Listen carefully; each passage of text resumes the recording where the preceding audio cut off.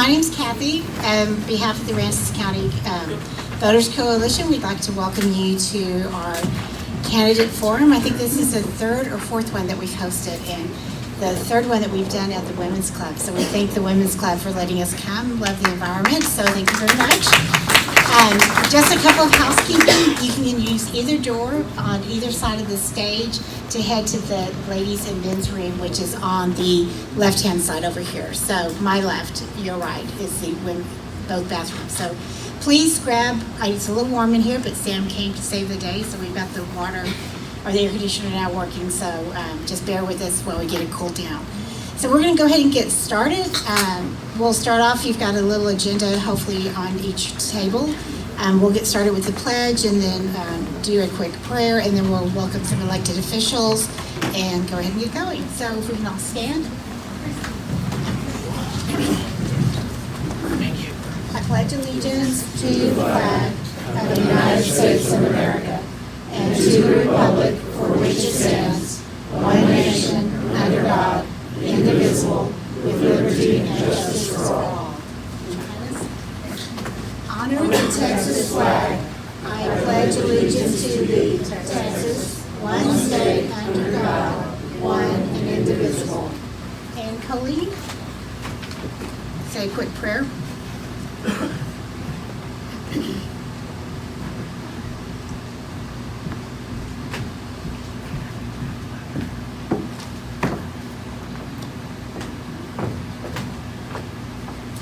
Bow your heads, please. Father God, we come to you to honor you in the name of your Son, Jesus. We are gathered under your authority. We pray that you give the wisdom and spirit of righteousness in the hearts of these men today and women. We ask that ears hear the words that are spoken, not in anger or deceit, but simply as their opinion, and we honor everyone's opinion. And Father God, we ask for your blessings this day, and we ask that this community comes together as one, city of Rockport. We honor each other, and we give each other the grace that God has given to us. In Jesus' mighty name, amen. Amen. All right, I do want to welcome a couple of our elected officials. If you're here earlier, Todd Hunter, who's our state representative, was able to stop by and chat with a few people, so we enjoyed that. Ray Garza is our county judge-elect. Ray's. I think I saw Wendy Laubach. Thank you, Wendy. Outgoing county commissioner. Very sad still about that, Wendy.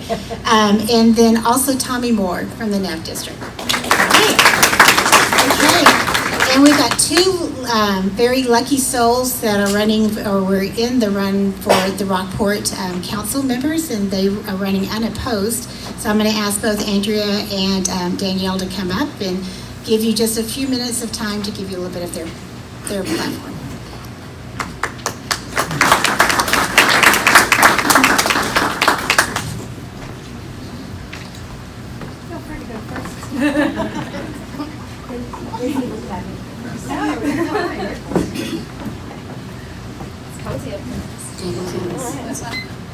Hello, can everyone hear me? Good evening, my name is Andrea Hattman. I am the current Ward 4 City Councilwoman. I was first elected in May of 2020. I was not opposed. I am blessed to be able to continue to represent my Ward 4 for another 2 years. I wanted to come here this evening to introduce myself and put a face on my name. As you all know, last time I was elected, COVID was here, so it's good to see faces and be able to talk in front of y'all today. I have been married to my husband, Carl Hattman, for 15 years, and we have 2 kids, our daughter, Savannah, who is 17, and our son, Brady, who is 14. They both attend Rockport Fulton High School and participate in many extracurricular activities. Savannah is on varsity track. She and several teammates are heading to Area tomorrow, so let's all wish them luck. Yay! She also participates in theater, choir, and soccer. Brady is in ROTC and band. Savannah works at Latitudes and really enjoys it. Carl and I own a business called Persona Digital Marketing, located right here in town, and we really love what we do.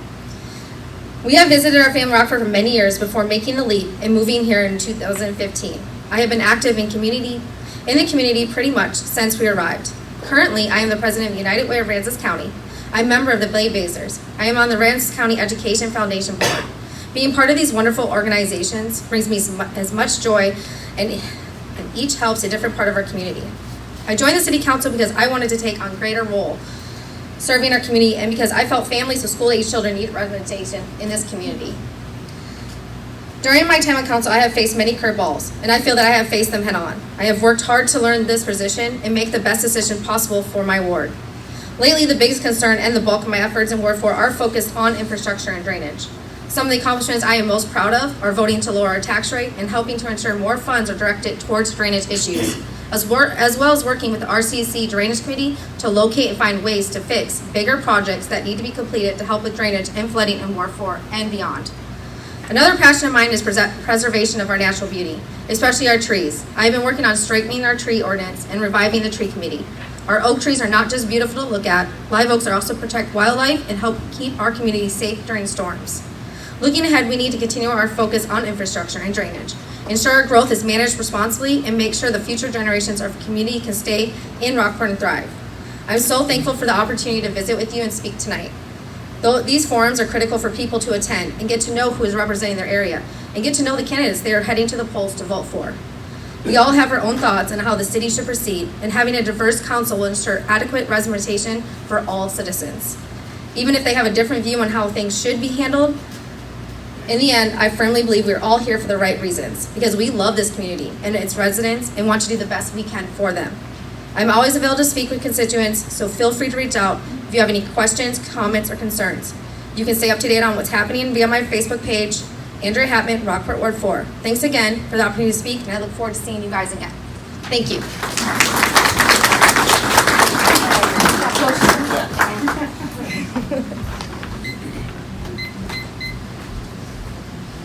Hi, good evening. I'm Danielle Hale, and I'm soon to be your new Ward 2 City Council representative. I grew up here on the south end of town. I graduated here and married a local boy. We've got 3 children. Professionally, I've committed my last 20 years to public safety.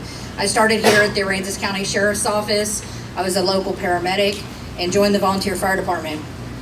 I began instructing all across the region at area first responder schools, where I really gained a passion for first response as well as preparedness. This is what ultimately led me to emergency management, where I've committed most of my career. As an emergency manager, I've had the opportunity to deploy all across the state and help local governments as they begin their recovery and transition with their state and federal partners. In addition to preparedness, I'm a subject matter expert in mitigation and community planning, flood mitigation, and long-term recovery. The cornerstone of all of this work that I've done is to help develop a disaster finance strategy that leverages all of the available funding.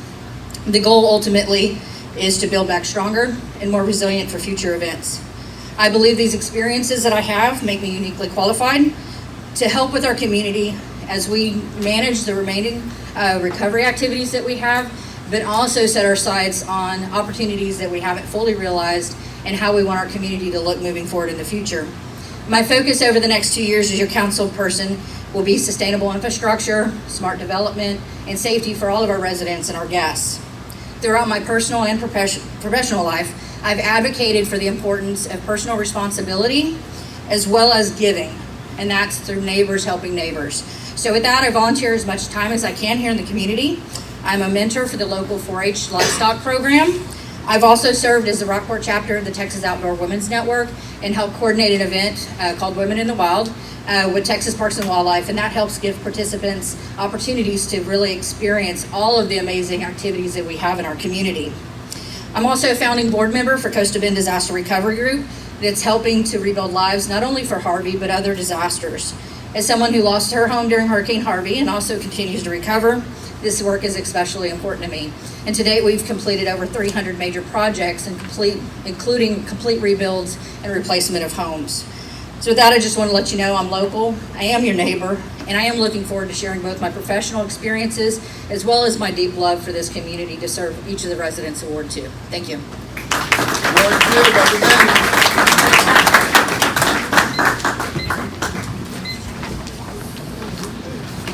Y'all feel free to point the mic at your mouth. Adjust it anyway. I know. So you're all good. Our audio guy's trying to give us some tips up here. All right, so just kind of go over a little bit of our format. So we have 7 of the 8 candidates here today. the 2 for school district, and then we'll go next with the 3 that are here for the Fulton alderman position, and then the 2 for mayor. Each candidate will be given about 4 to 5 minutes to do their intro, and then we'll move into questions. You can 45? Oh gosh, 4 to 5 minutes so that you'll get to know them. Then we'll move into the question and answer portion. Every candidate will be given a minute to answer, and then their opponent will also be given a minute to respond. Because we just have the 3 for Fulton, if you ask a question of a Fulton alderman, all 3 will be given the chance to respond to the question. So they're all 3 non-incumbents, so I think it would be nice for you to hear from all 3 of them. And then at the end, we'll wrap up and give everybody just 1 more minute to give you some final thoughts. So you can fill out a card and bring it to either myself or to Christy, and we'll ask the question for you, or you can come up to us and use the mic at our table and ask the question directly. So however, whatever makes y'all comfortable, please feel free to do that. All right, so we'll get started, and Bonni and I agreed that she would get to go first. So welcome, Bonni.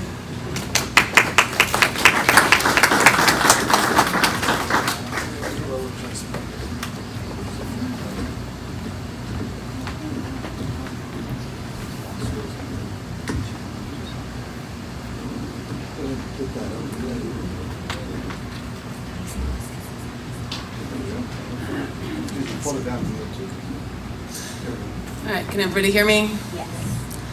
Hello, I'm Bonni Randall. I'm seeking re-election for Place 7 on the Aransas County ISD School Board. My husband and his family have lived in this area since 1940. He graduated from Rockport Fulton High School in 1984. We just celebrated our 24th anniversary. Our children attended ACISD schools. Our daughter graduated in 2016, and our son went to school with the class of 2020. I drove a school bus for ACISD for 6 years. I also participated in the Rockport Fightin' Pirate Band Boosters, serving as president for 2 years, and continue to help when needed. I had the opportunity to be home for a couple of years, homeschooling my son when he was struggling in public school. He thrived in the homeschool environment, earned the rank of Eagle in Scouting. Our daughter is married to a corrections officer at the Aransas County Sheriff's Department, and they are making their home here in Rockport.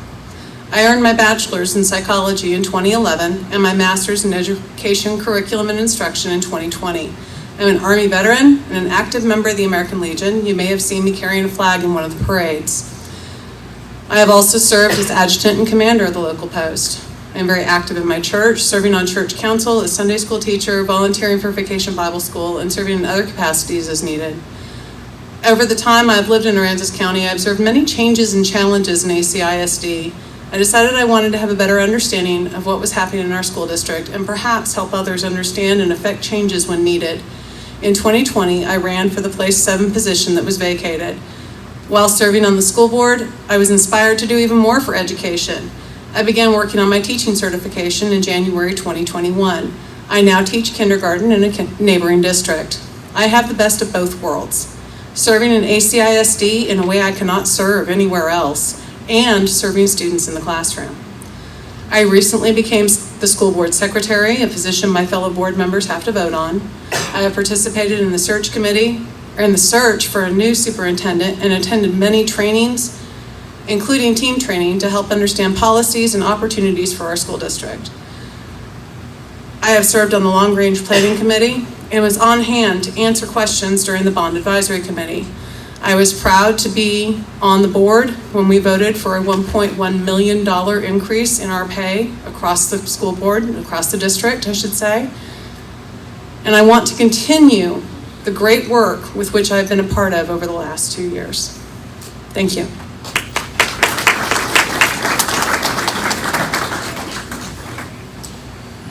Good evening. My name is Seth Snyder, and I'll be running for school board as well for Place 7.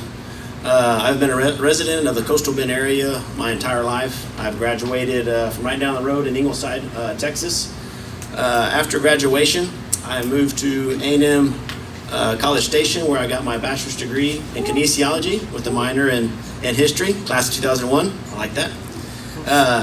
After that, I did also go to Texas A&M Corpus Christi, where I received my master's in education administration in 2013. In my 10 years of teaching and coaching career, I worked with students from 4th grade all the way through 12th grade. I worked in 3 different school districts, College Station, Lockhart, and I ended in Gregory Portland ISD.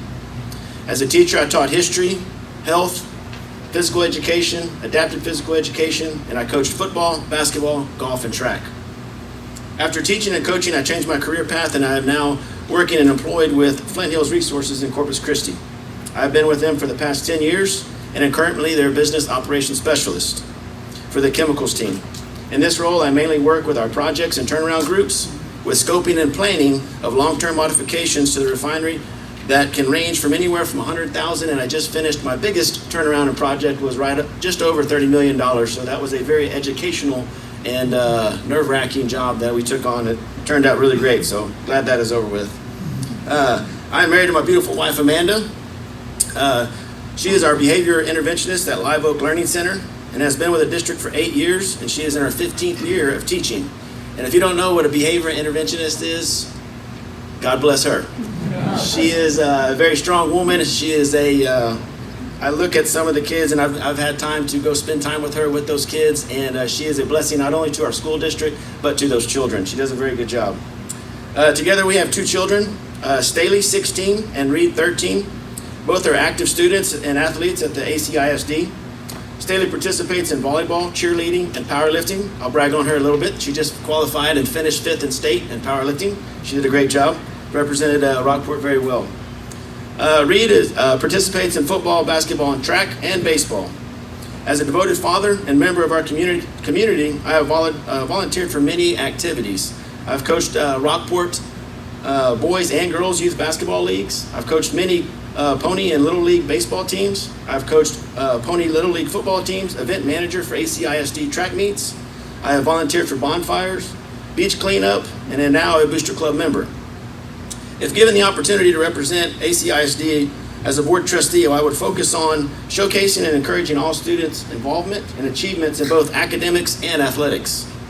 Competitive wages and positive environments for all of our teachers and staffs, to retain good educators and recruit more highly qualified educators. Have a state-of-the-art classroom and facilities, including CTE and training programs, to prepare our kids to be workforce ready upon graduation from high school. Working and advocating for educational needs of all students in our community, and including a safe environment. With my background and knowledge of the public school system, if elected, I will provide expert leadership to guide our district into the future. Thank you.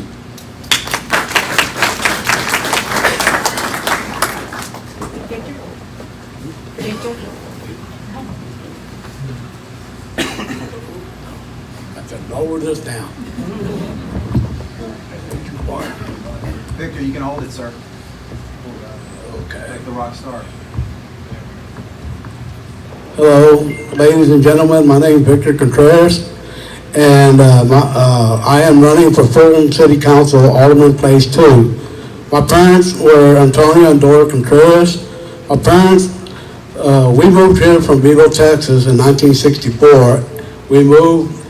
I have lived on Prairie Road for 58 years. I graduated from Rockport, Fulton in 1978.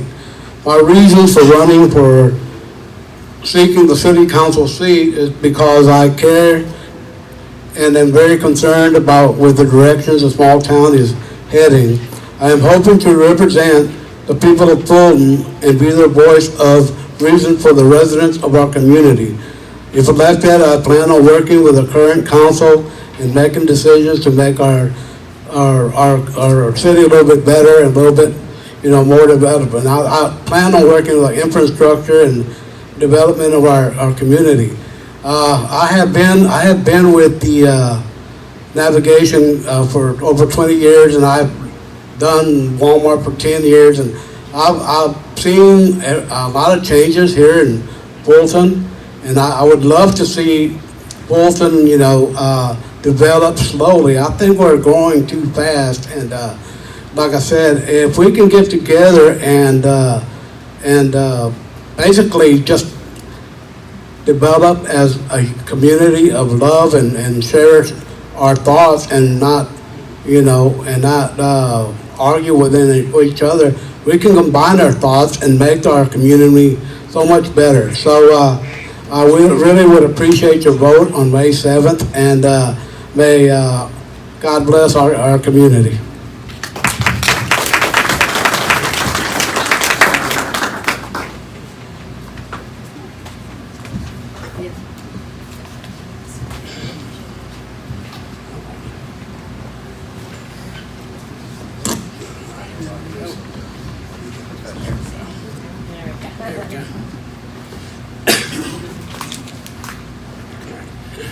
Good evening, my name is Chris Garis. I'm running for Fulton Alderman 2.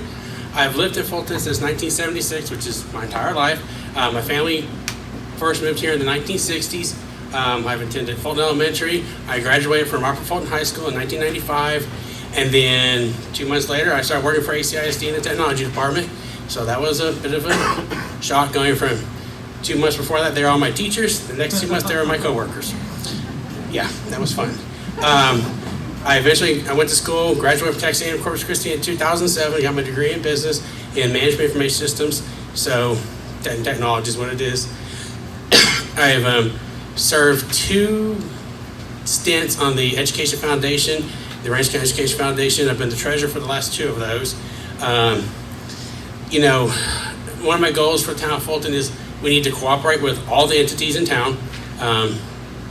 We have to work together. If I'm elected, I want to get the homestead exemption passed if possible.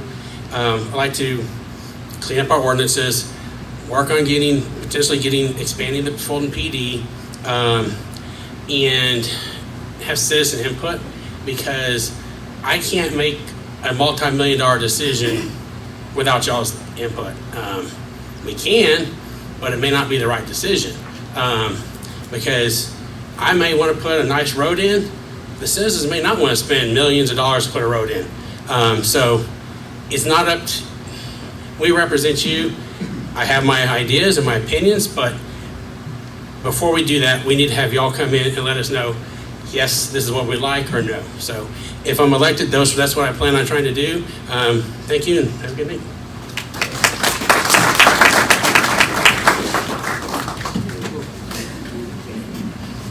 Hello, I'm Jayne Robertson, and I'm asking for your vote for Fulton Alderman, Place 5. My husband Oliver and I moved back to Fulton in 2013. I left out a big part of this because I did it last night, and I thought I didn't want to bore you all with this, so this is kind of a shortened version of last night.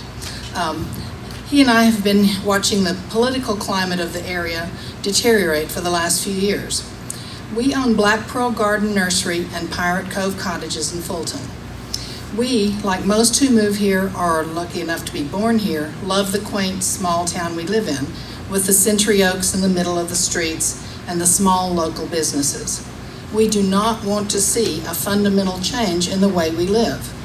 We don't want to be stacked like firewood on top of each other on increasingly smaller lots with big development towering over us. I will not vote for that to happen. If other aldermen do, I don't think they are listening to the same neighbors I talk to. I keep talking about the oaks. They are the definition of our peninsula and a huge reason for the tourism. We have to find a balance between the growth that will be pushed through and the lifestyle that we hold dear. The oaks are important to our drainage and to the wildlife and the climate of the peninsula. A live oak can drink up to 300 gallons a day of stormwater. That's water that won't end up in your house during a flood. So if you take out the oaks, development is taking these away from us at an alarming rate. People say we need growth. Why?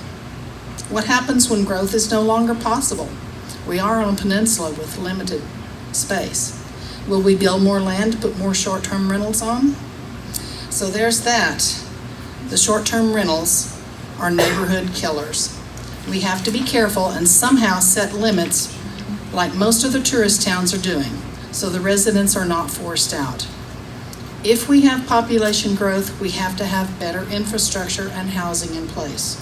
We don't have this because we don't have the space in Fulton. Does every square inch of space need to be filled with development? In my experience, Texans like their freedom and their space. I don't have all the answers. I barely have any of the answers, but I do have the ability to listen to others who do, and I will listen to you and be available to you. Texas is in my blood. Fulton is in my heart, and the people of Fulton are in my ear. Talk to me. Together we can keep our lovely Fulton. Thank you.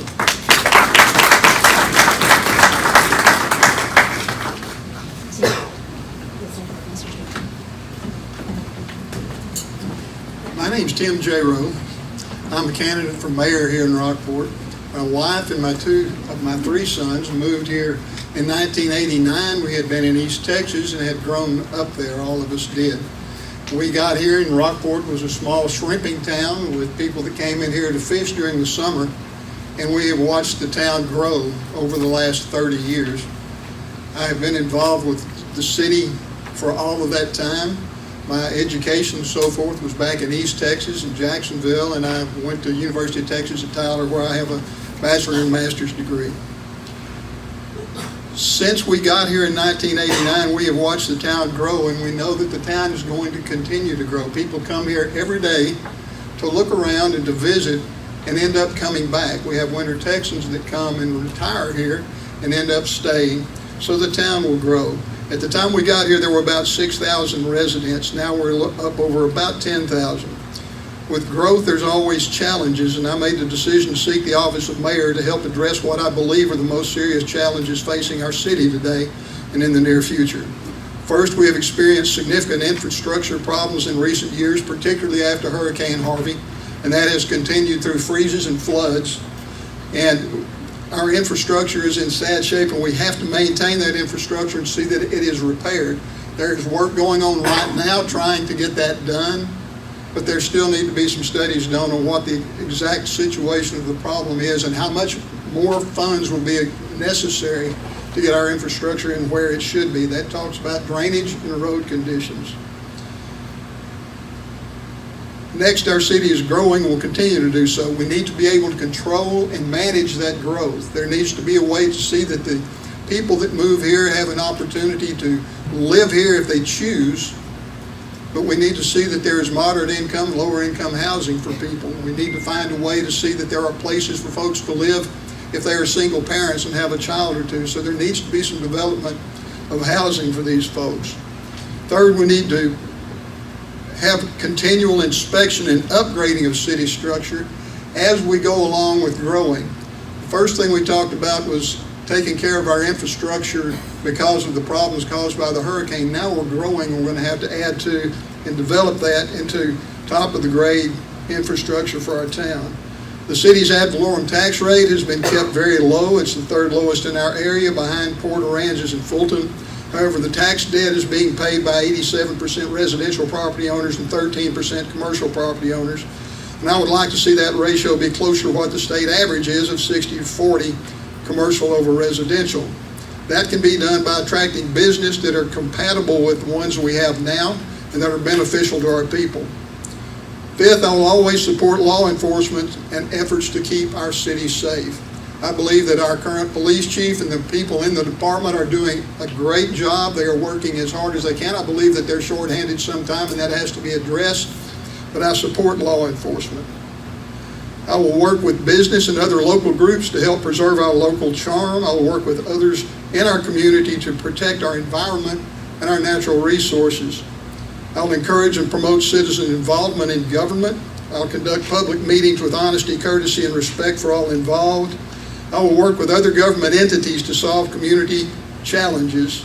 If these things seem important to you, please go out and vote for me. Vote early, April the 25th through the 29th, or on Election Day, May the 7th. I thank you for your time.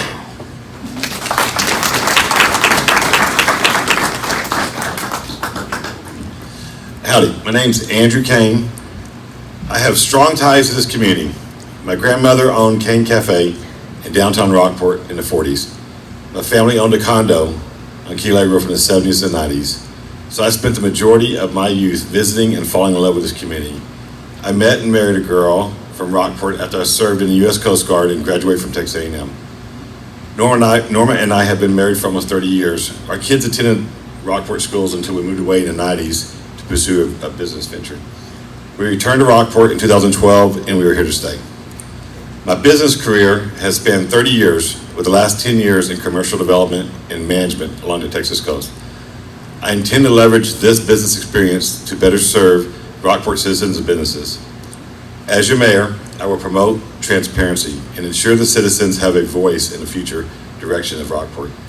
I am known by many as a person who started the petition to give the citizens the opportunity to vote on the $44 million in debt proposed by our city and county officials with zero citizen input or even a vote that was honored. As your mayor, I will work to control spending. Our debt is the highest it's been at $54 million today, with $24 million planned for next year and another possible $18 million after that for utilities for a town of 10,000 people, on top of the county and the school district debt. As your mayor, I will make funding the maintenance of critical infrastructure a priority in the city's baseline budget. Deferring the maintenance of drainage and roadways does not make business sense, as it leads to costlier repairs in the future. As your mayor, I will work to protect the free market. Rockport is a desirable destination. We do not need to relax our ordinances or offer tax abatements for new developments. Developers need to pay their impact fees and their share of taxes if we're going to take care of our infrastructure. As your mayor, I will support law enforcement and make it clear that we will no longer accept drug dealers peddling their poison to our community. Get rid of the drug dealers and we'll see the property theft that's rising disappear. As your mayor, I will work to preserve our natural amenities. Our city must implement best practices for new drainage projects, as our economy is based largely on the beauty of our coastal waterways. As your mayor, I will work with local entities towards common goals. We should concentrate on what makes Rockport Rockport. Rockport is the arts, fishing, birds, and our waters. We are at a crossroads with our city facing significant growth, massive debt, and a lack of a clear direction. I bring the business experience needed to address these issues and work with all the stakeholders, the citizens, to preserve our small coastal lifestyle. I ask you to vote for me as your next Rockport mayor. Thank you.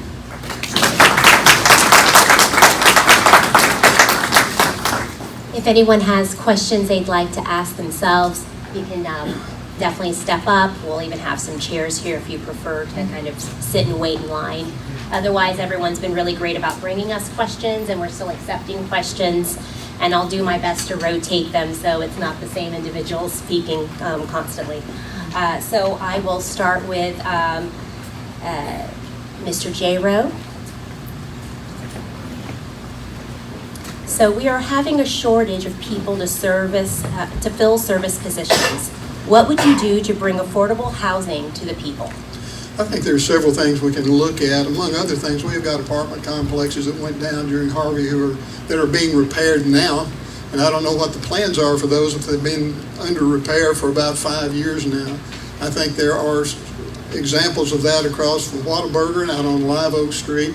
And talking with the people that are property owners there about the possibility of that being medium to low income housing would be a good thing, but it has to be taken up with the owners and property owners so that we make sure that they are not being left out and being suggested that they do something they don't want to. Other than that, I think we need to work with towns where they have had the kind of situations we have had, which means that hurricanes and things that destroy our infrastructure in our town, and find out what they did. Gulfport, Mississippi is one that invited us to come and see what they did to restore housing for low-income people and get school teachers and haircutters and carpenters back in homes. But I believe that it would be a good situation for us here, and it is something we could do without any difficulty. Thank you. Yes, and everyone gets to speak another minute. So the question was about affordable housing? Yes, having a shortage of people to fill service positions, what would you do to bring affordable housing to the people? So I've survived COVID in the last 2 years of the government paying our employees not to show up for work. Finding employees to keep your doors open has been a challenge to every business, not just in Rockport, but all over. This town has a bigger problem than just finding the workers to work. We don't have a place for them to live. And that was a part of the hurricane, came in, wiped out apartment complexes. The government doesn't build in finance housing, but what they can do is reach out to groups that do it better. And we have been doing that with Habitat for Humanity, Hands of Hope, GLO. So I would encourage the government to continue to work with the businesses and the government agencies that help with affordable housing. Unfortunately, nothing's affordable right now. 15 seconds. The other thing we've done about finding employees for the business of Washington Chambers had reach out to all the businesses. Tell us the openings you have coming up. Let's have job fairs. So there's other areas in our town we can help to bring awareness and alertness to our employment needs. Thank you.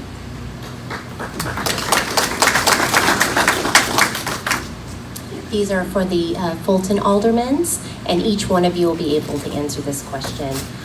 Whoever would like to go first, what is the top priority you would like to see Fulton address? Everyone's so polite. We appreciate that. What was it? Read it again? Yes, what is the top priority you would like to see Fulton address? Right now, my top priority is getting that exemption passed, if we can. In fact, we have, and I was going to say this at the end, but we're discussing that tomorrow night. It's a discussion item, but that is one of my top priorities right now. And then after that, really it comes down to potentially expanding the Fulton PD so that we don't have to rely on Rockport as much. And then clean up our ordinances, because what I understand, they're pretty messed up. So actually, that might be between 1 and 2 on the top of that. But those are my 3 right now. Thank you. Victor Contreras.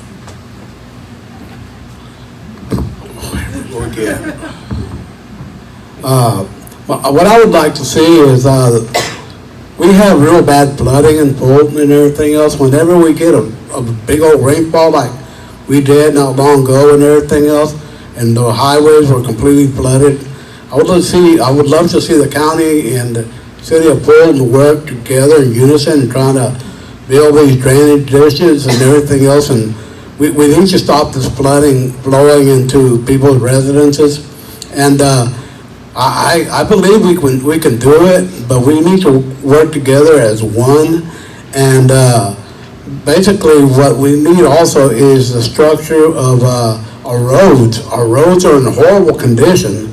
Over there where I live in Prairie, when we had Hurricane Harvey, we had 18-wheelers passing by our house 24/7, and the roads are cracking. They got dips in them. But like I said, heck, I mean, I know our roads aren't the only ones that are in bad shape, but I think we can do it. But like Chris said, we have to work on a lot of ordinances and a lot of Thank you, Victor. That was past a minute. Thank you. We have a lot of questions. I appreciate it. Jayne Robertson. Thank you.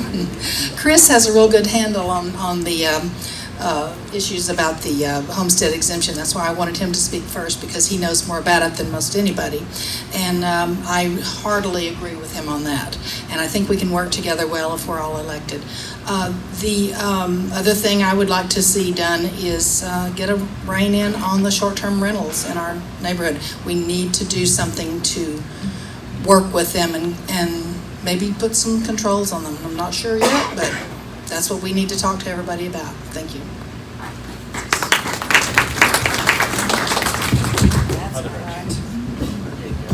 That's not right. There. This question is for Mr. Jayroe. At the South Rockport Neighbors Candidate Forum, you said you supported economic development policy and would trust the experts. Did you know that those experts told the local government corporation on October 1st, 2021, that their policies can exacerbate property value increases that compound existing housing affordability issues and that potentially displace residents? This speaks to economic development policies and housing affordability. Is this an acceptable outcome for you, to tax people out of their homes? No, ma'am, I don't have any intention of taxing anybody out of anything. In fact, I will make it my part in city council of seeing that our taxes don't get too high.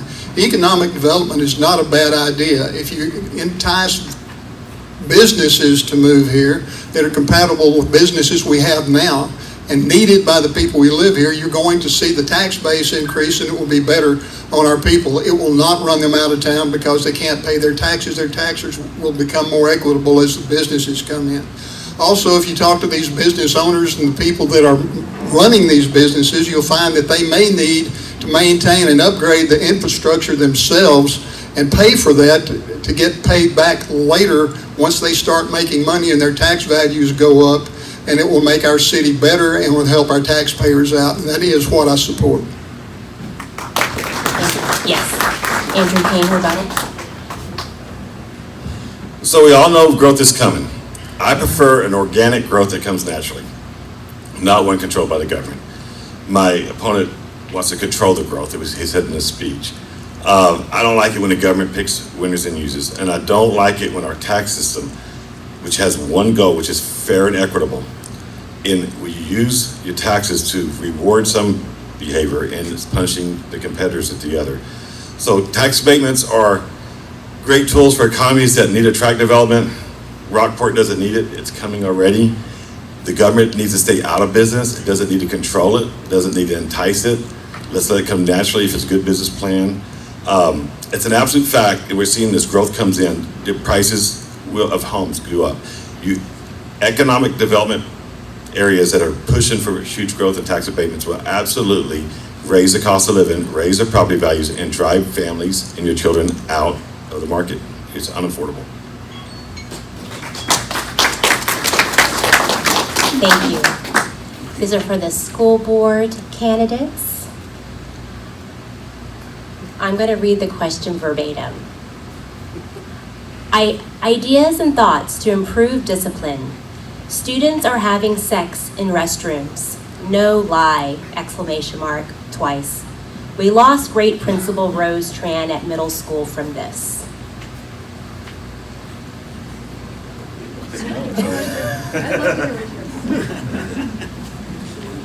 I guess the best thing with discipline with students, in the 10 years that I've always been there, I've always said you've got to be seen, you've got to create a rapport with all your children, whether they are economically challenged or they're the top student in your classes. You've got to make a rapport with each and every one of your students. When you make that rapport, when you show them that you do care for them and you do want them to succeed, discipline is second. Right off, all your discipline problems disappear. After your discipline problems do disappear, then, of course, grades come up. So my biggest thing for all teachers, and I challenge all teachers, would be to be seen in the hallways, be seen talking to your kids. If you see a kid that is maybe not having such a great day, pull them in. It doesn't take but 30 seconds, a minute. Just ask them how things are going. Understand where they're coming from. All of our students come from different backgrounds. So I challenge each and every one of them, get to know your students, get to understand where they're coming from, and have that rapport with them. Thank you. Thank you. Bonni, Randall. Creating relationships with students is a top priority. In order to create a relationship with when you create a relationship with a student, you're going to create an understanding that what you want for them is something that they should want for themselves. And they're going to raise their own standards and their own self-discipline. And it will cause a lower discipline problem as far as things like sex in the bathroom, sexual harassment, any kind of sneaky behaviors that happen, be it vaping, bullying, or just disrespect toward our teachers themselves. We have got to help our teachers have that time to create those relationships and give them the support that they need so that they don't feel quite so lost and the students don't feel so lost.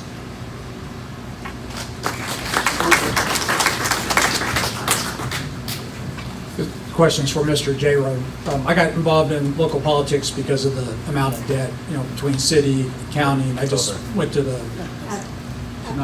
a little bit closer. I just came back from the school while on the tour. So my question is really about debt. Last night you said you believe we could take on, the city could take on additional debt. How much debt do we have, and how much more do you think we can really afford to take on? I don't advocate raising the debt unless it becomes necessary because of infrastructure loss, because of hurricane damage, and so forth. What I do advocate is that if we are soundly economically stable, then we have a rate that will allow us, if we have future problems, to use additional debt to fix that problems. I'm not in favor of raising the debt. We have a roughly $50 million debt right now. That being the case, it will be paid off in 2040 in standard payments, and all of the bond issues will be paid, the last one in 2040, and it won't take ballooning interest and large payments at the end. Our rates among the bond standards is good, which is a good thing for us. It doesn't mean we ought to increase our debt. Andrew Kane. So a couple years ago, the number kept moving. I'm not sure where it was at, but we're $20-something million in debt for the city's debt. Today, we're $54 million in debt. A month or two ago, the planning budget workshop, we're planning another $24 million, then it's $17 million utilities. We're coming close to $75 million what's in the works in this city. It's in the budget workshops. We can't afford a penny of more debt until 2029. I looked at what the city put on their slides. Our debt service for 23, 24, 25, 26, 27, and 28 is $5 to $6 million a year for debt service. 29, it goes down to 1.2.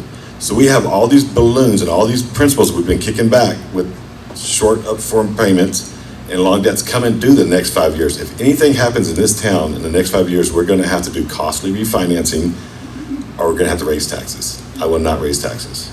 So debt is maxed out until 2029. Thank you.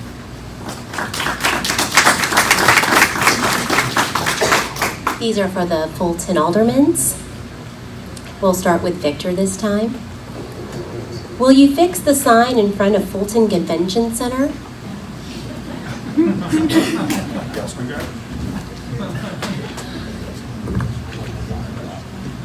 Well, that's kind of tough to answer. I'm not an electrician, so that's a weird question, because, like I say, the sign has been like that for a while, and I don't know who to contact and everything else. But if I go over there with a screwdriver, I know I'm gonna mess that up. So basically, I guess it's something that the council's got to look into, because I have no idea. Thank you. Jayne Robertson. Same question? Oh my goodness. Yes. I have no idea what to say to that. I think it ought to be fixed. It's there, we should fix it. Why don't we? Let's do it.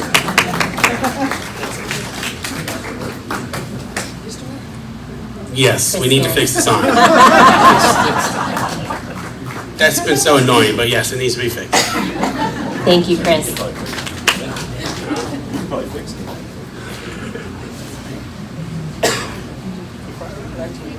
This question is for Andrew Kane. All towns, big and small, have a chamber of commerce. Why are you opposed to Rockport having one? I'm not opposed to Rockport having a Chamber of Commerce, actually. So I don't know where that question came from. The Chamber of Commerce does a lot of great things. It helps promote businesses, networking. It helps promote tourism. The Chamber of Commerce is a private corporation that is has paid members. It's not like a government where it meets in open meetings.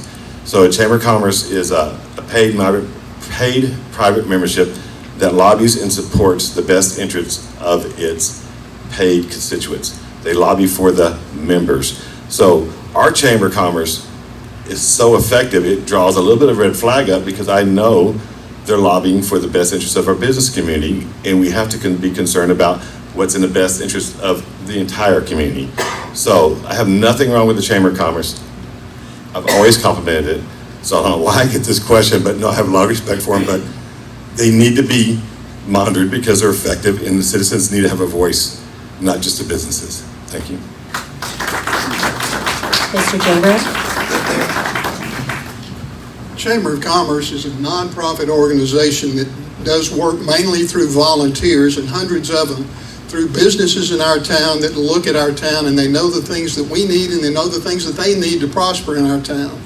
So they promote that to do the very best of their ability. They have done an excellent job for the 30 years I have been around here and representing our town in commercial industry and dealing with tourism in a very effective way, and I think that they have done very well. They are nonprofit, they are volunteers, and they do great work.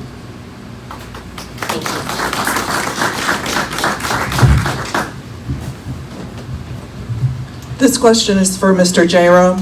I attend most city council meetings. I attended the strategic planning session on March the 8th. This summer, the city held lengthy deliberations on the budget and setting the 2022 tax rate. The city proposed to raise the tax rate 8% above the known revenue rate. You have stated that you will only raise taxes if necessary. We currently have $55 million in debt, and the strategic plan proposes another $55 million in debt near term. That is if we fix our natural gas lines for $18 million that's been deferred. How much do you anticipate that our taxes will increase to pay for everything that the departments have requested? Generally in a budget, you don't pay for everything that the departments have requested. That doesn't happen. I know that for a fact. Most of the time when we look at the comprehensive plan and everything else, we consider it to be a plan, not something that's cut in stone and requires people to do certain things. There is no one, including the comprehensive plan, that can require any action of any future council that is not sitting right now. That means we can't guarantee what the one in effect in 2023 will do or in the one in 2027. There is nothing that requires raising of the city debt without a vote of the city council, and that is the only way it can be done. Thank you. Thank you. Andrew Kane. So I remember the budget process. It was a back and forth between city staff, the council giving directions to the city manager, going back to city staff, come back with no changes at all, and asking for the same increased maximum allowable by law during a natural disaster. So it was very frustrating to watch city council give instruction to staff and the budget to come back as it was presented before. The way it seems we budget, we need to do a zero-basis budget. A zero-basis budget is every department start over. What are your needs? Don't assume the needs you had last year or the needs you had this year and let's grow on top of it. Let's start every department head with a zero-based needs when it comes to budgeting. That way the city staff, department heads can look for cost savings that they weren't looking for last year. They can look for budget cuts that they weren't looking for last year. We need to start budgeting zero-based every year instead of a pyramid where it adds on year after year after year.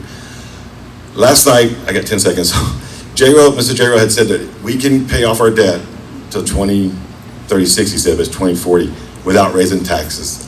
I would like to know if he would do no new revenue for his term. Thank you.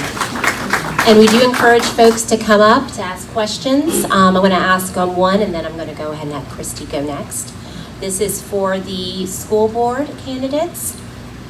What are your response to social emotional learning, which has been described as a delivery mechanism for critical race theory? Bonni?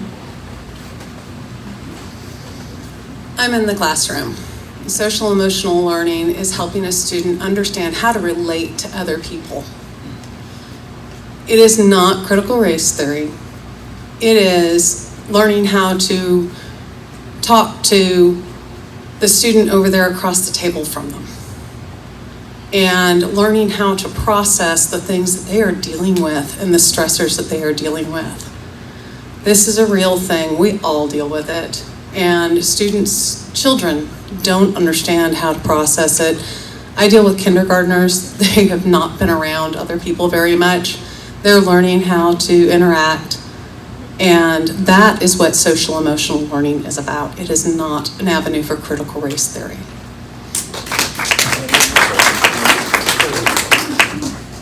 So this is a good question. If I was to respond to this, I would say I would agree with a lot of what Bonni was saying. I think children need to learn to cooperate with one another. I think they need to learn from one another. I think they need to understand each other's problems and help one another. Just as a community, as we talk as a community, they need to talk as classmates. I am a firm believer as a ex-coach I'm a big teammate. I'm a teammate. We all need to lean on one another. So again, I would agree with a lot of things she said. It is teaching our children, just because they're from maybe a different background, or they're from a different ethnic background, or from a different social status, does not mean we don't all share the same problems. We need to learn from one another, and I think it is something that we do need to focus on with our teachers and our students. Thank you. Thank you, Seth.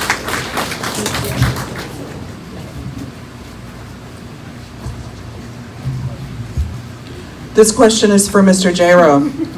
Since Hurricane Harvey, the city has borrowed between $700,000 and $1.4 million per year from the FEMA Community Disaster Loan to fund day-to-day operations of the city. Yet the city allocated $0 for drainage maintenance in the 2020-2021 budget. It took the July 2021 flood and many residents' complaints before the city allocated $975,000 of the FEMA loan money towards clearing retention ponds and ditches. What will you do to correct the city's budget deficit once the CDL money is gone in 2023? I think we have to have a study done on what exactly our infrastructure damages are and what needs to be done. Once we find out what that is and what the cost will be, then we try to determine the best avenue to get it done. That does not necessarily mean increasing debt. It may mean a tax rate that has to look at to see if it has to be raised, which I hope it does not, because I keep saying we have got the opportunity, if necessary, to issue debt to cover that without increasing the tax rate. You just stretch the time out a little longer, and I realize that's a pain. If you have a house that you're trying to pay for in 20 years and you got to take 30, that's an aggravation. But you have to find out exactly what the problem is before you can address how to fix it, and I'm not convinced that I know that yet. The flooding showed that we have a problem. Now we've got to find out why, and if what is going on now is going to fix it, or we're going to have to find another avenue. During a budget workshop, and I'm glad we're online because I wasn't present at all of them, but I wish y'all could have been there at them, because we went from citizens speaking up, hey, did you know last year, 2020 to 21, we put $0 in maintenance, it means mowing the ditches, $0. Our street and maintenance crew is shorthanded. We went from the realization, we didn't spend any money on maintenance, and that's not taking a study, it's just, that's not being responsible. Then the conversation went to, we can't find any money in this budget, as citizens from country clubs showed up at this meeting in mass. I mean, there's 30 of them just angry that, our house is flooded. Couldn't find $15,000, couldn't find $50,000 in the budget. Then the city manager goes, oh, we have this $1 million on the side from the community disaster loan program. And our city, instead of digging down and getting into the budget, they said, oh, it's free money, let's grab another $1 million from this. It's not, it wasn't free, it was another loan. So how fast our city leaders will reach for a loan instead of going back digging hard and prioritizing our infrastructure needs was amazing to me. It wasn't free money, it's another loan we had to pay off. Thank you. This is for the Fulton Aldermen, and Jayne Robertson can go first. At a recent council meeting, an ordinance was changed to accommodate a developer. Would you have supported that change? Absolutely not. And the reason why is, like I said in my earlier statement, that we don't want to be stacked on top of each other. We want to spread out over in Fulton. Fulton's full. There's there's nothing to buy over there. There's no place to build. That's an exaggeration of it, of course, a slight exaggeration, but it is a small place and we're already full. So I think, thank you. Thank you. Chris Garis, you want to go next, please? Maybe you could ask Carl. Okay. Thank you, Chris. Would you like me to repeat the question? Yeah, please. At a recent council meeting, an ordinance was changed to accommodate a developer. Would you have supported that change? To support a developer, no. To clean up the ordinances, yes. That was the night they appointed me, so I was honestly confused to what was going on with that meeting. And so, no. To support somebody, no. We can't do it because we've got to be fair about that. So no on that. And that's the reason why from what I understood, is that we were cleaning it up. Why they passed it is, I don't know exactly. So, but yeah, no. Thank you. Victor Contreras? No comment? Okay, we have a Facebook question. Okay, this question is for Andrew Kane. With all the growth here in Rockport, how come the old HEB location, which to most, best for sale property after 20 years, still vacant? Okay. Our government makes arrangements with abandoning a property, creating a new one, developing. Our city should have put strings on getting a new development over here to force them to deal with what they're leaving behind.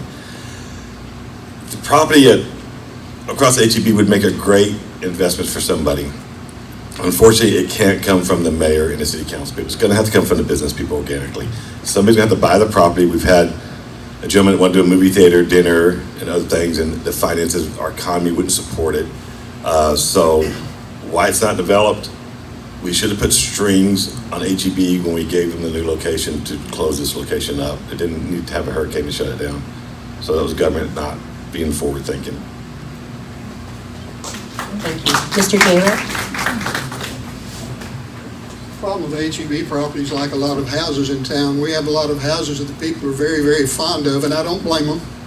But if your house is evaluated at a certain thing and your asking price is much over that, it's difficult to sell it. Now, in Rockport, there are a lot of people want property. That is a fact. But my experience with that piece of property going back several years ago was that it was, at first when it was cleared, it was overpriced, and I think it probably still is. And people have to have a super large investment to take care of building anything, purchasing that, building anything on it. All right, Mr. Jayroe, you have one more question. While you're up, I just wanted to make it easier for you. When you say you graduated from the FBI Academy, do you mean you took the 10-week course for the police? Yes, it was the FBI National Academy for Police Officers. There's 1% of police officers in the country are allowed to go, and I was there for 3 months in 1980 and graduated in November.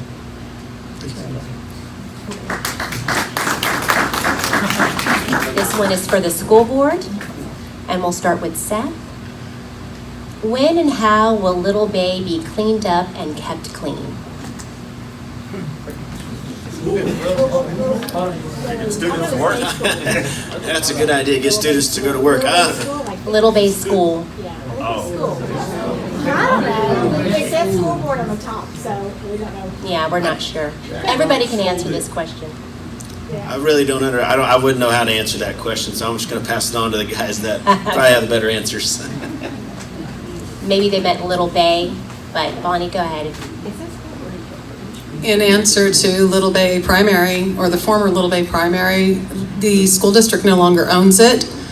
It was sold shortly after Hurricane Harvey, and it is now owned by the county and a private entity. I am not sure exactly who was involved in that. All right, if we ask this question wrong, whoever filled it out, if you want to fill out another one and we'll ask it correctly. We have a feeling this was not a complete question.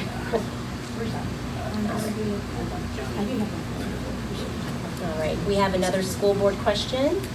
Maybe Bonni wants to go first. Is any candidate running in the ISD in favor of CRT, critical race theory?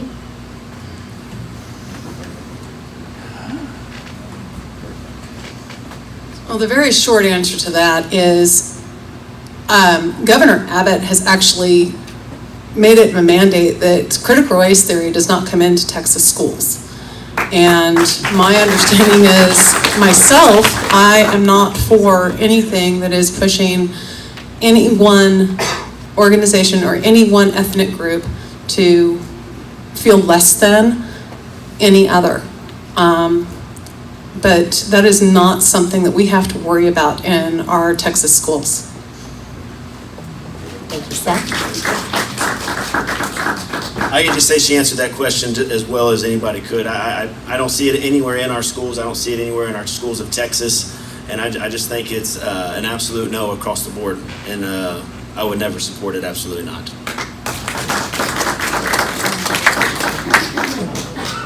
This question is for Jayne Robertson. Please comment on the fact that your opponent has not participated in the forums. Well, he's a neighbor of mine, but I haven't spoken to him, so I really can't answer for him. But he didn't register and put in a bio last night, and he's not here tonight. Maybe he doesn't want the job. I don't know. I do. I'd like your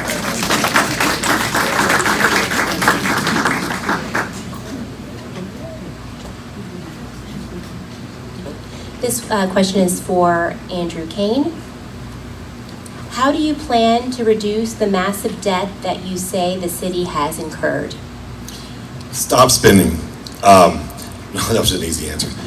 The massive debt we have has to be dealt with.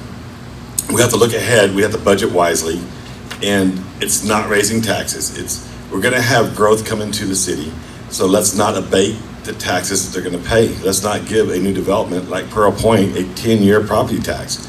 That was income that we just gave up, and then gave them a builder's agreement for a $473,000 sewer force main to them.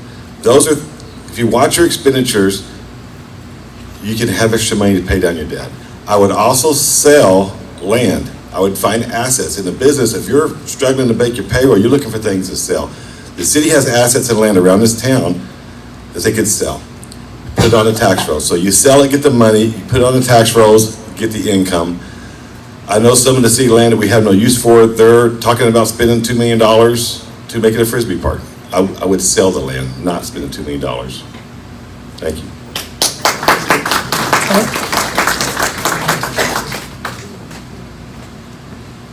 The city's debt, as it is right now, will be paid off in 2040 without tax increases whatsoever. That will take care of the debt issue. You won't have to raise taxes for it, and it's not going to bankrupt the city. It has been planned out. There is a pay schedule that shows how much will be paid annually until 2040, and that debt will be paid off. Well, this one's for the mayor's, mayoral candidates again. It was that question with Little Bay, so I have the complete question now. I do apologize. So if you want to start, Mr. Jayroe. I'll go first. Like the water? When and how will Little Bay be cleaned up and kept clean? The Little Bay is a jewel in our community. Who will take care of it? I believe that this is an issue that's going to have to be dealt with by the county, by the city, and we're all going to have to find the proper expert to tell us exactly what the shortcomings are right now and what the issues are that have to be dealt with. I've talked with people who are fully convinced that if you can reroute water so that that thing flushes itself out and you dig a channel across the beach park somewhere up toward the main gate, the water will circulate better and it will be better. I know the folks that thought that if we put oyster reefs out there, that would help because oysters do clean the water up. Some of those things have seemed to have helped some, but I don't think that is the final answer to the problem because we've still got it there. So the TCEQ or somebody's got to tell us exactly what the issue is, and then some expert's got to tell us what the cost is to fix that. But it is important to our city, and I think it's one of those things that's going to have to be addressed jointly by the different entities. Thank you. Andrew? No one wants to live in Rockport with a dead Little Bay.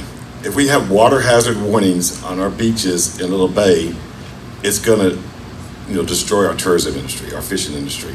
So we have to pull all of our minds together.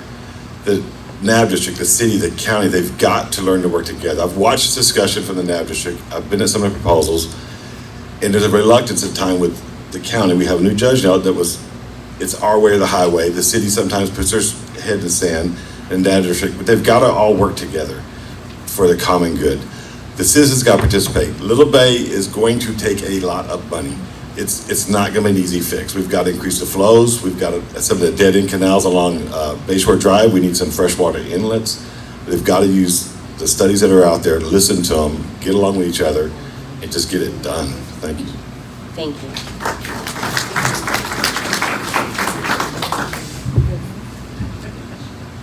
This is for the school board.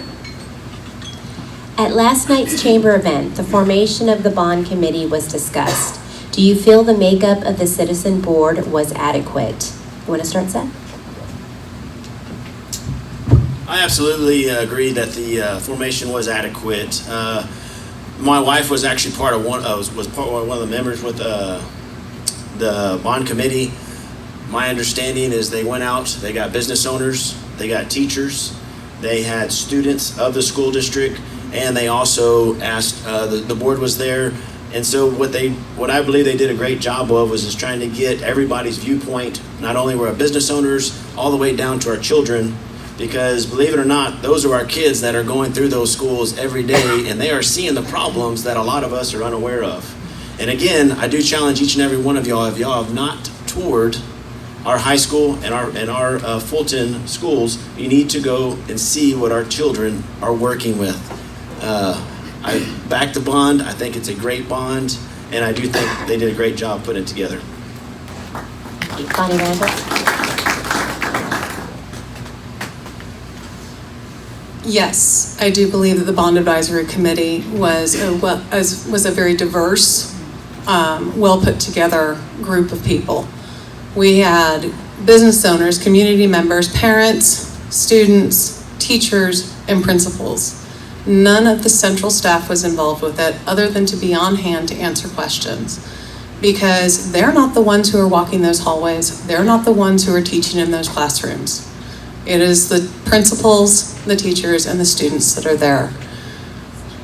I am 100% going to vote for that bond, and I was very proud to be able to put it on the ballot because this is something that our students need. And I also challenge you to please go look at these schools, go see what is going on in them. Because what I say isn't going to give you a clear picture. You need to see it for yourself. Thank you. This one is for Tim Jayroe. When and why did you decide to run for mayor? Were you recruited? Was I recruited? I talked to people back late last spring, early summer, about the fact that I knew that the mayor and mayor pro tem had term limits coming up. And I was slightly concerned about that, slightly in the beginning, because we had three other council folks that had very little time on the council. And that doesn't mean that they can't do a good job, it just means they hadn't been there long. And at the time, what I kept thinking is I have been probably to more city council meetings than anybody else in recent history of the city of Rockport, and have at least seen how things have been done by different people in different ways and have an opinion about it. And so I did talk to people. You know, someone said that I was talked into this by Pat Rios and the city manager. I don't think I talked to the city manager about it until after I had decided to do it. But I did talk to former mayors and former council people, and that includes Pat Rios and Todd Pearson and CJ Wax. And after thinking about that for a while and considering it as best I could, I decided it would be a good thing to do. Is what I needed to do. Thank you. Thank you.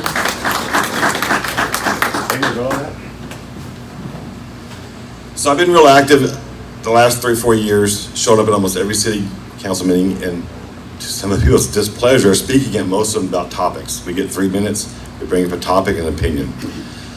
Why I ran for mayor. People were kidding me and prompting me for years, Andrew, run for mayor, Andrew, run for mayor. I looked at it, you've got to be kidding. This has got to be the most thankless job that you can ask for. It pays nothing, and you don't have as much control as people think. The city manager is the one that has control. The mayor doesn't have the control that you might think they have.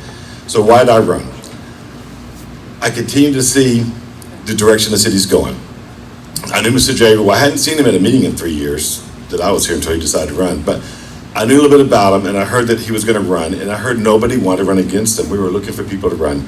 Coming down to the last wire, there was nobody wanting to run. And if I had not tossed my hat into this ring, y'all wouldn't be sitting here tonight. He wouldn't be having to talk about the issues he had. We've had too many years of uncontested elections because people are afraid to stand up and run. That's why I ran, so you'd have a choice. This one is for Jayne Robertson, and of course all of the other candidates will answer. The homestead tax exemption is on the agenda for tomorrow's town council meeting. If you are on the council now, would you vote to approve it? Yes, I believe I would. Fulton doesn't have one, Rockport does. I don't know why we don't. I haven't been able to find out why Fulton does not have it, but they should. Thank you. Victor? Yeah, I think we need a amendment to where we can have the thing going through, because the fact is, the Homestead Act helps a lot of people who are suffering, and I agree with Jayne. I think we need it just to fix our structures. Thank you. Chris? Yes, if we can make it happen, I would like to have it happen, because when I finally realized the only exemption we have is for 65, but it's not frozen either. So that's the only exemption we have, so I'd like to get it all in there. But yes, if we can make it happen, I'd like to get it done. Thank you. All right, we've got 10 minutes left. We're going to try to get as many questions as we have here written. This one is for both mayoral candidates. There have been a lot of promises made during this mayoral campaign. How can these be accomplished without the concurrence of the city council? Go first. That goes back to what I was talking about a little while ago. I can say I'm for this, I'm for giving you a vote on debt. I can't make that happen. The mayor is one equal vote on city council. It takes 3 people to make something happen. What I can do is listen to the citizens, get educated, and then get up at a city council meeting and I'll have a mic and plead with my sitting councilors to my left and right to agree with me. Follow some of the things I'm talking about.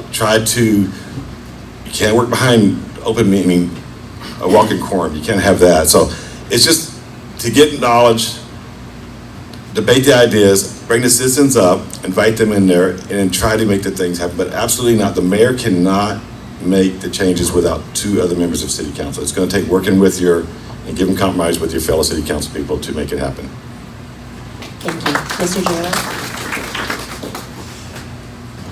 When I was walking neighborhoods getting people to sign a petition that ought to get my name on the ballot, hopefully, I talked to a gentleman that said, yes, I'm going to sign your petition, but I want you to know that I need you to do something as soon as you get elected. I want you to go to every department down there, and I think there are probably incompetent people in every one of those departments, and I want you to fire every one of them. And I said, do you know how many people the mayor can fire? And he said, no, how many? I said, that many. The mayor can't do anything unless he has at least 2 folks voting with him on the council. The city council makes those decisions. So I don't try to make a practice of promising you that I will do something. I will promise you that I'll do things the very best I can to get things accomplished. But I cannot say your taxes will never get raised. That's up to a vote by that city council. So that's just the way it is. This is for the school board candidates. I guess, Bonni, you can go first. Why shouldn't I, as a voter, say no today to this bond and require the district to come back in November with a bond to address the immediate needs of removing portable buildings and porta potties?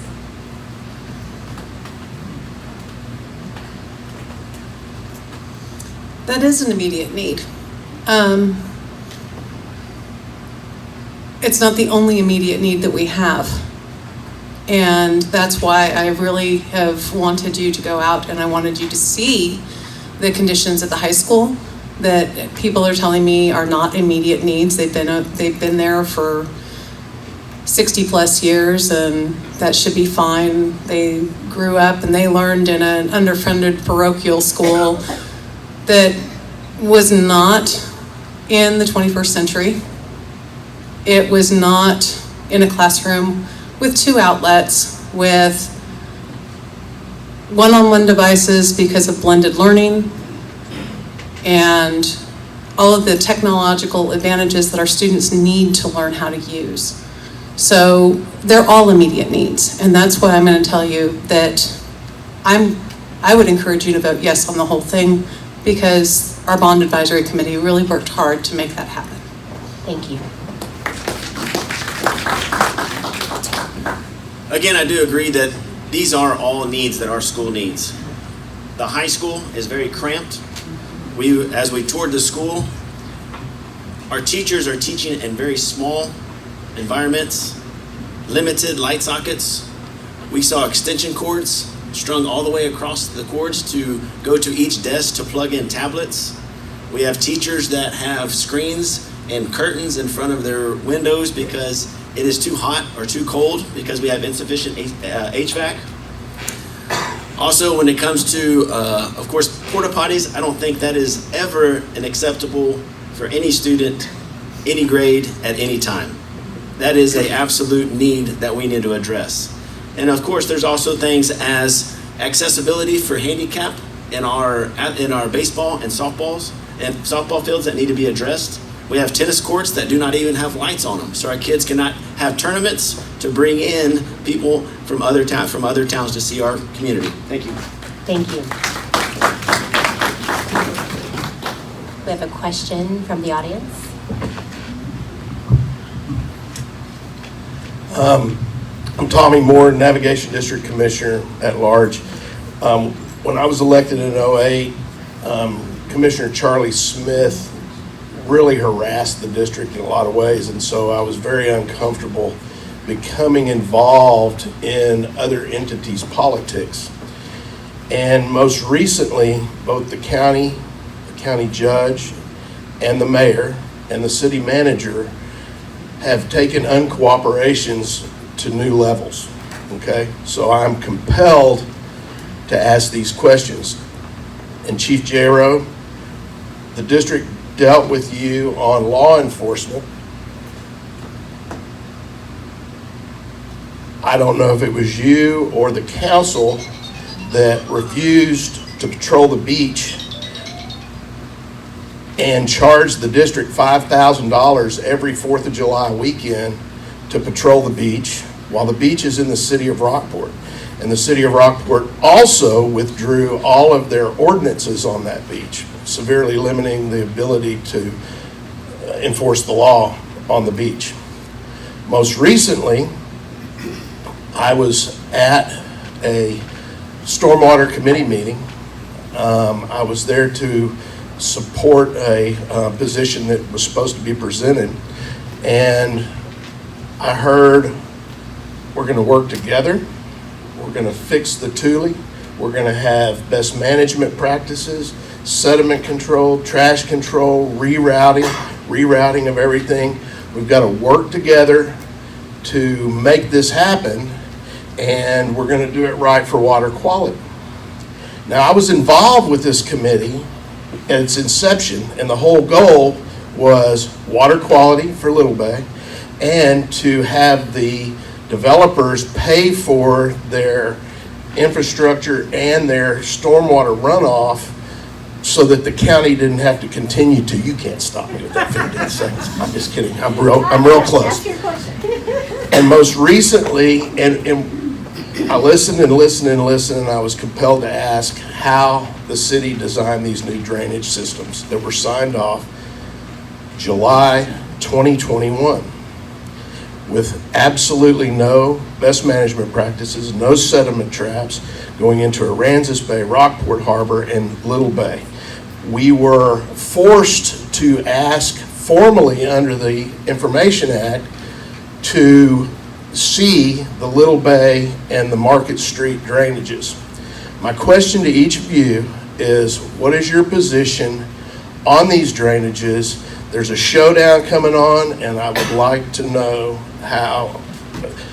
My position is we cannot continue to do this, and we cannot spend all this money on such an extensive drainage program without stopping the sediment and putting in sediment traps. How do you plan to react, participate, get through, work with the district to get these new drainage systems fixed? Because I really don't think the city is going to be able to pull it off at this time for the way they were designed. Thank you, Tommy. And thank y'all for. First of all, that's a really big question. For me to sit back and tell you I can give you all of the ins and outs and everything dealing with that drainage issue, I can't. But what I have to do at some point is find out from the people who are there, which means starting with the Public Works Director, the interim city manager, and any others that have any information related to that, the city engineering department and so forth, just exactly what has to be done to get that drainage issue fixed. We've got folks here who have had to deal with serious problems with that drainage, folks from out in the country club. If you were a member of First Presbyterian Church, you saw a foot of water in your building, and that was a problem for a lot of people. So something has to be done. Do I know the answer right now? I wish I did, because I wouldn't be running for mayor. I'd be making money as an engineer somewhere. But I would love to be the mayor and be the person that sits with all of the people, including the NAV district, the county, and everybody else, and find a way to fix this issue before it becomes worse for our citizens. Thank you. Andrew Kane. Okay, so to summarize this up where everybody can understand it, when your politicians have been hanging around too long, it starts to smell. So what's happened here in the city was 8-9 years ago, the city had a beach with the Parks Department. The NAV district came back and said, we're not renewing the beach. It was a big, touchy subject. So there's your divide between the city politics and the NAV district. How did the city respond? Like children. Well, then we're not bringing our cops to your beach, and we're pulling our law enforcement ordinance off your beach if you take the beach away. That wasn't appropriate. The NAV district, we got to pay for services in the city? Yes. This tip between the NAV district, the county, the cities, it's gone on too long. We need a change in leadership. We need to quit going the same direction. We need people that can work together. We need people that don't have pride. They can back up, think about things, and not hold the grudges. But this NAV district city has got to stop. They're costing the taxpayers money from lack of cooperation. Thank you.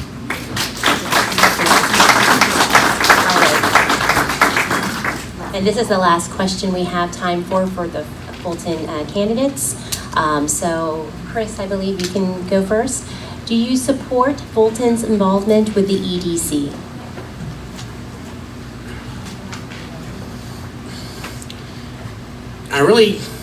I'm not sure about that one. I have to say that. Because I hear what's going on with the city and the county on the EDC. I really would have to just dig in more and find out more about it. I know we are on that, but I just don't have a lot of insight on it right now. So I have to say at this point, I'm just not sure. That's all the best I can say right now. Thank you. Victor?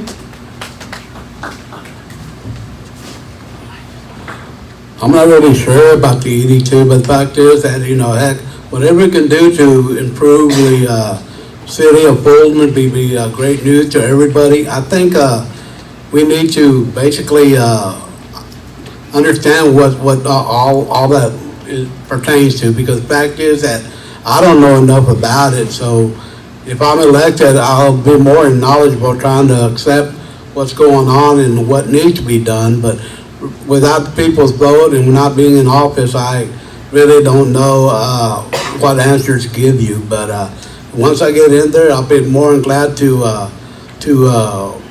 help the community as best as possible. Thank you. Thank you. Jayne Robertson? I still kind of have a bad taste in my mouth from the last city that I lived in and the EDC mess that they made there. So I don't know too much about the one that's going on here, but right now I'd have to say no. All right, this is the last one for the school board candidates. At last night's chamber event, discussion around deferred maintenance to buildings was inferred. Do you feel the bond will set up the district for the next 30 years, the length of a typical bond, or will additional monies be needed? You want to start, Seth? I believe what we have planned on this bond and what the community has done will get us to the 30-year mark. The infrastructure that they're wanting to our high school does have plans to accept our growth that we are expecting to see over the next years. I also think the growth that they're wanting to build and add on to our Fulton Learning Center as well, they did plan for growth. And so again, just as a short question, yes, I think the infrastructure that we have will take care of us for the next 30 years. Bonni?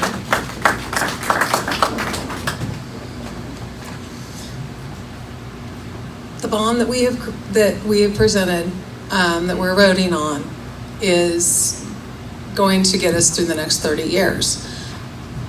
Unless we have another Harvey, unless something unimaginable happens. So I'm not going to flat out say that we're covered and we're good. I do know that there are other needs that could come up, depending upon the types of growth that happen with the Workforce Commission and the things that they decide to present, CRT, and whether or not we're going to look at expanding that and finding ways to possibly even fund that within grant programs and things like that. But as far as the bond and as far as the infrastructure and the buildings that they're creating, yes, they will cover the next 30 years that we're going to be paying on them. Thank you. All right, Bonni, you meant CTR, not CRT, right? Yes, CTE. CTE, correct. And we have a question from Thank the you. audience. Sure. I have a statement. A statement. Yeah, ladies and gentlemen, I'm sorry, but Does that have to be a question? well, there's a question at the end. Okay, well, let's start with the question, please. Because we're already over time and I want to respect all. Question is, are you ready to run this city with the baggage and controversy that I'm about to unfold? We're not going there. We're not going there. Not even a book I wrote to the FBI about Tim Jayroe? No, it doesn't interest anybody? Watch out. Oh, sorry, I'm sorry. You're going to trip. Okay, Well- there's our last question. Sorry. Thank you. Thank you.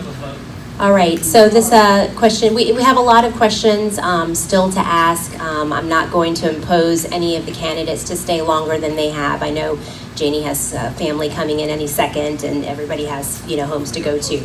But if you have questions for these candidates, please contact them directly. This one is for Mr. Jayroe and Mr. Kane. How do you propose that the city of Rockport be more inclusive of vacation homeowners here who don't have exemptions and so pay huge property taxes, yet have no vote, so no voice in preserving our coastal charm and maintaining a healthy and sustainable growth rate, including taxes?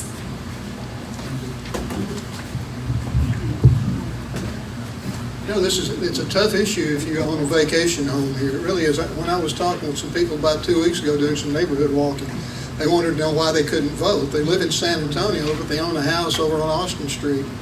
And the issue there is they are not inputting a lot into the community other than the time that they're here. They do own a piece of property, and it's a nice piece of property, and I'm proud that they have it and would like to have it myself. But if you are not part of the community and adding to the community, then the problem that you have is you're not going to be qualified to register to vote in that community because you're not a resident, and you can't vote in both places. You can't vote in San Antonio and in Rockport. If they would like to move down here, consider this to be their residence, and move in, would be glad to have them vote here and to be registered and to pay regular taxes, not just taxes, but the cost that it also runs into to run a city. So it's just one of those things. I don't think there's a city anywhere that lets you vote if you have a vacation home there, and that's all. Thank you. Andrew Kane? So in a business, you need to listen to all the stakeholders. Your stakeholders are first-time homesteaded homeowners, vacation homeowners, kids that can't vote, people that don't register and live here and work here, people that visit here. Our town needs to listen more than just the registered voters, because everybody pays taxes. The visitors pay hot taxes, sales taxes. The non-voting public lenders, majority of them out there, they still work here and pay property taxes. They pay rent and pay property taxes. So how would I be more inclusive of the second homeowners? I think the question was that don't pay, that don't vote? Is that what the question was? They don't vote, so no voice. Well, they have a voice. It's just you have to listen. Somebody has to reach out and talk to them and say, we care about what you say. You're important to us. You're paying a lot. 75 people voted at Key Allegro, and I think a third of the property taxes or some astronomical number comes out of that development. So you have to listen to everybody, registered, unregistered, young, old, visitors. Thank you. Thank you. All right, that's the end of our questions. I apologize for all who had written some down. We're just doing closing statements. We're starting off with the school board. Bonni, Randall, if you would like to have 2 minutes.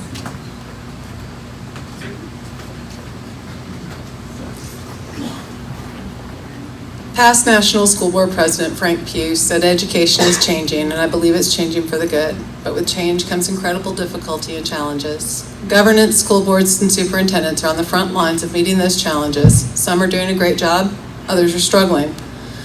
From the moment I was sworn in on the school board in 2020, I began to experience those challenges and changes. It has been a challenging but rewarding 2 years helping our district handle a pandemic, freeze, and more than one flood. Our school board and superintendent are doing a great job meeting those challenges. And according to Dave Campbell's and Michael Fullen's book, The Governance Core, school board governance takes systems thinking, strategic focus, deep learning, and hearing the stakeholders' voices, being the public voice, and advocating for staff and students. I understand one decision could affect the entire school district and in many cases the entire community. I have a strategic focus on the school district's well-defined goals and strong vision statement that help our district and students achieve great things. As a board member, I have continued to develop my understanding of the laws, budget, and relationships in our school district. I self-evaluate my role as a member of the school board and superintendent team. Serving these last 2 years has been an honor, and I hope you will consider allowing me to continue serving.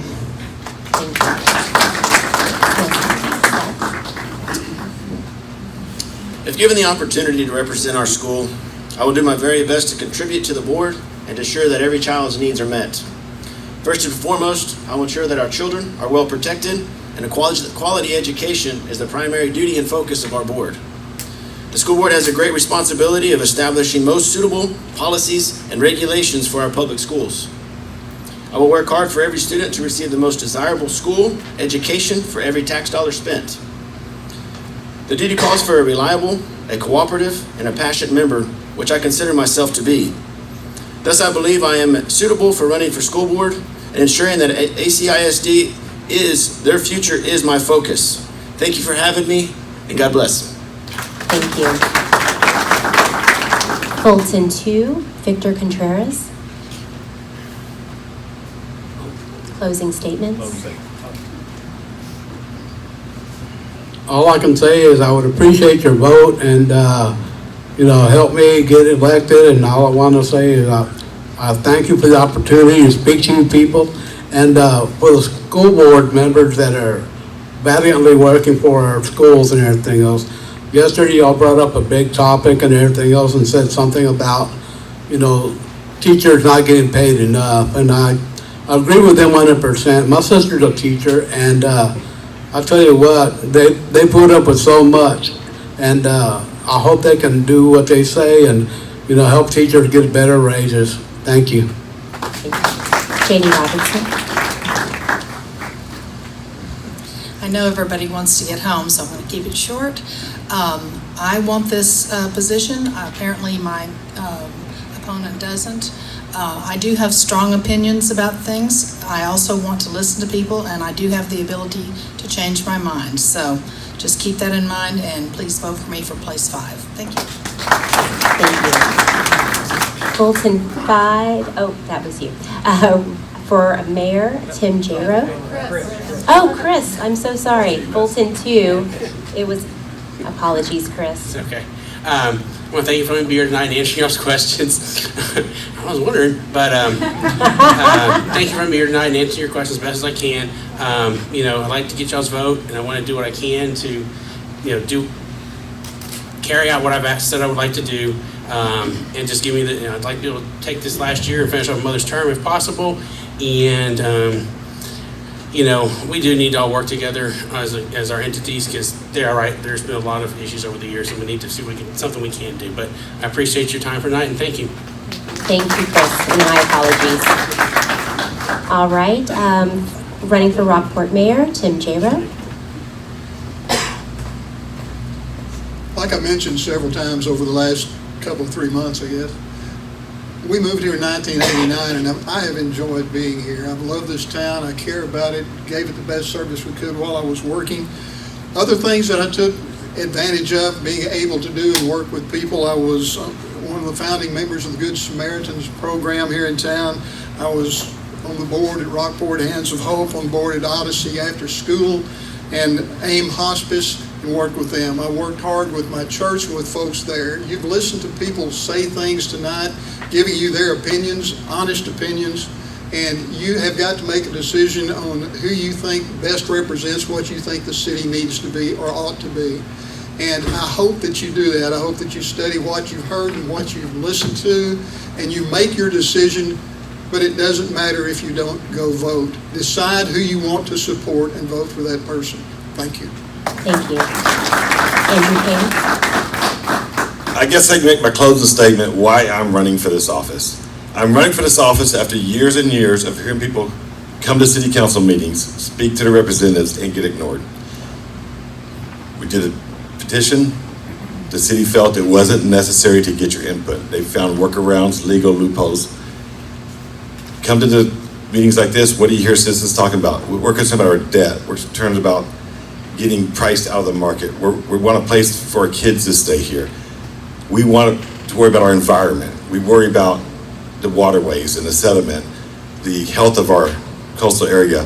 We worry about the people that are in Rockport today. That's what they're talking about. What has our government been doing? They're worried about shiny $24 million courthouses and excluding your opinion to vote on it. They're worried about tax abatements. While we're talking debt, they're talking about tax abatements and pushing them through at the last week meeting before this election. Comprehensive plans, reducing lot size. The city government we have now is worried about bringing rapid growth here for profiteering on our way of life. I'm worried about the citizens that are here that have not kept their voices heard. If you walk out of this room and you don't know who you're voting for, this has got to be the easiest election you've ever done. We are so polarized. I am for pumping the brakes, stopping, taking care of the people that are coming here and abating it. Let's take care of the citizens we have. Let's take care of the town we have that we love. A vote for me is going to get you that. A vote for my opponent, and he's told you about he's expected to past leaders, learn from the past leaders. It's more of the same. So you cannot walk out of this room and have an indecision here. If you like what we've been doing, you absolutely need to vote for Jayroe, because I'm not going to be what this city's been going to. If you want a change, I am going to be that person for that change. I want to be your mayor. I'm passionate enough to make sure I can get things done for you, and I ask for your vote. Thank you. Okay, that was a long day. I do have a couple announcements. I want to thank everybody for being here. Unfortunately, we could not get to all the questions we tried, so we did have several that didn't get asked, and I apologize for that. Most candidates have Facebook pages, which you can ask your questions on their pages or grab them today and ask them directly. Tommy has asked me to announce that he has an at-large town hall meeting being held Thursday, the 21st, which is also Aggie Muster, at 6 p.m. at the Charlotte Plumbers Tent in Fulton. So if you would like to attend that, please join Tommy and crew to understand a little bit more about what's going on with the NAB district. And I think just as me as at-large commissioner. Just okay. Thank you, Tommy. Although I did cut him off earlier. All right. And then is there food? You're gonna have to come up here. Are there food? Yeah, because Aggies, we have food at the muster. I'm just saying. You have to pay for it, but it's a good cause. George, want to make a quick announcement? Okay, for years now, South Rockport Neighbors has been putting on Police Memorial Day services. This year it will be on May 16th. It's a Monday at 11 o'clock in front of the police station, and we really would like to have you there. For some reason, the Woodland Corporation saw one of our newsletters where we donated $500 to the police department, $500 to the sheriff's department, and $500 to Aransas County Crime Stoppers this Christmas. And so for our patriotism and our support for our veterans, they're sending us a 60-foot by 40-foot American flag. It's going to take about 100 of us to hold this flag in front of the police station. So we're going to need everybody's help. We've asked the VFW, the American Legion, the GI Forum, and the ROTC to come out and give us the support. But some of the ROTC, of course, are still in school, and some of our veterans are still at work. So if you can make it, though, please come out, grab a piece of the flag, and help us out. Thank you very much. It is on Monday, May 15th, 16th at 11 o'clock in front of the Public Safety Center on Concho. And South Rockport Neighbors has a meeting Thursday night, 7 o'clock.